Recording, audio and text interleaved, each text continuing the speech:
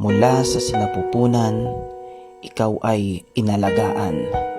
Dubli ingat para di ka masaktan hanggang sa mailuwal pagkatapos ng 9 na buwan. Buhay ng nanay mo nalagay sa alangan. Pinagpuyatan, inalagaan, nagkanda utang-utang para pangangailangan mo'y mapunan.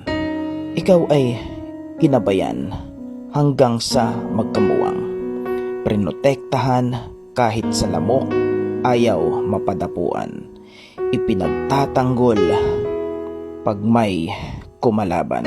Ipinaghahanda hindi lang baon pati sa iyong kinabukasan. Mga anak, sana'y inyong maunawaan at dapat pakinggan.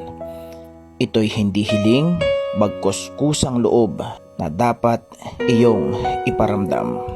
Ang pagmamahal, pagkalinga, pagrespeto at pagtulong sa magulang mo.